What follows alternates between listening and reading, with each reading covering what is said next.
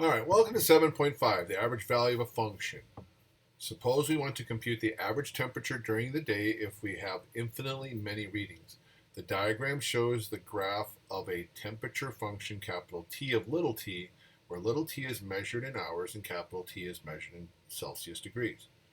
And we have a guess at what the average temperature will be, which is capital T of little AVE for average. That's our red line. Okay? So the way we do this is first you have to divide your time from A to B into n equal subintervals of width delta x. So that's to find the average of all these subintervals. You take B minus A divided by n, and that's going to be all of our subintervals. I think I said average, I meant to say subintervals. All right, next we'll choose any arbitrary x from each interval, and we'll calculate that so we can find the average. Now, a little trick what I need to do here. All right, we're going to take this delta x, which is b minus a over n. I need to solve it for n, so it's basically multiply the n over to here, divide by the change in x here. Because what I'm going to do is with this summation, all right, where I take my function value, any arbitrary function in my subinterval, and divide it by n, I want to replace that n with b minus a over the change in x. There's my substitution. But of course, we don't want to have a fraction in our denominator. We don't divide by fractions. We multiply by its reciprocal. So the change in x comes up to here. The b minus a stays in the denominator, or better yet, let's factor it to the front of the summation. And then we know, just like we've always done, to build your integral, you have to take the limit of this as your number of intervals n goes to infinity, and then that creates our integral formula for the average value of a function.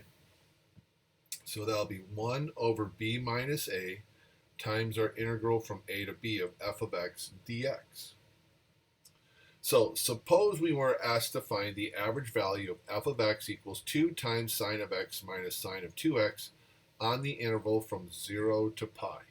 So with our formula, we need to go plug everything in.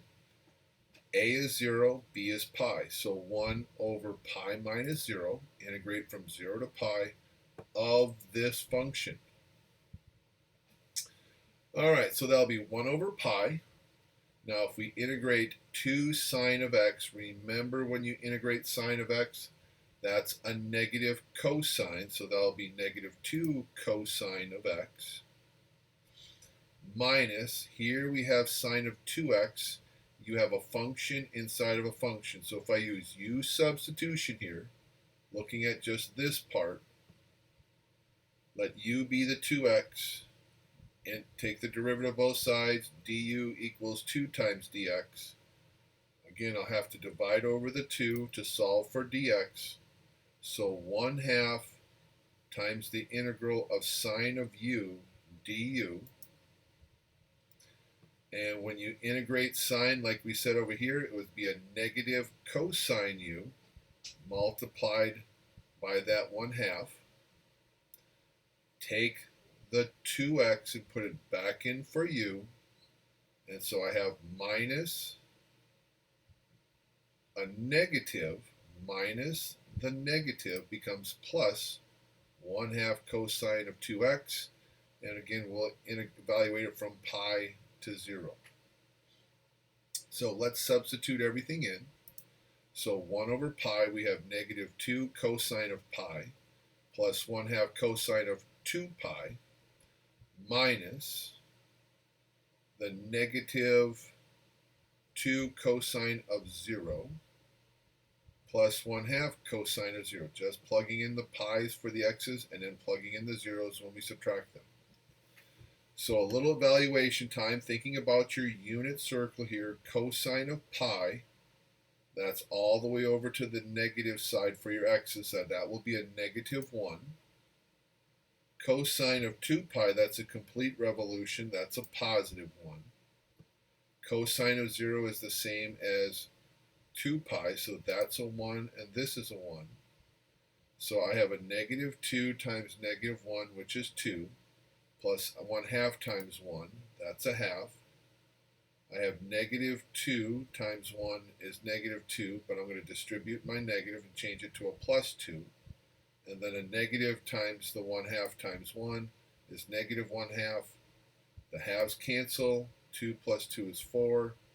4 over pi will be my average function value.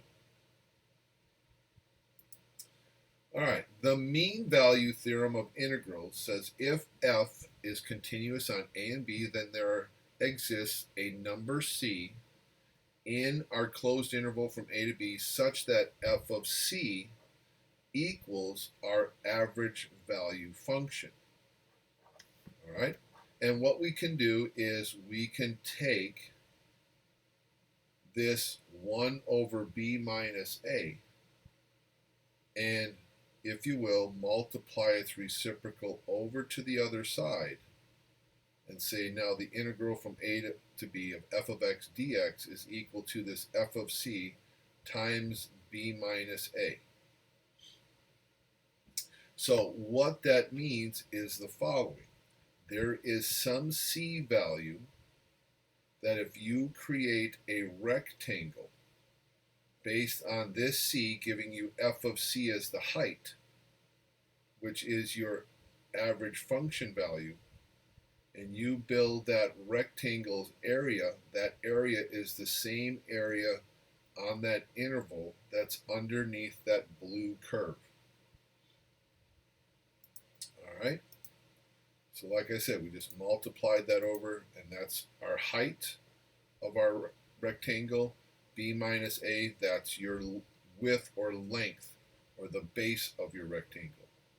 So the area of the rectangle is the same as the area under the curve on our interval, our closed interval from a to b, which is above the x-axis.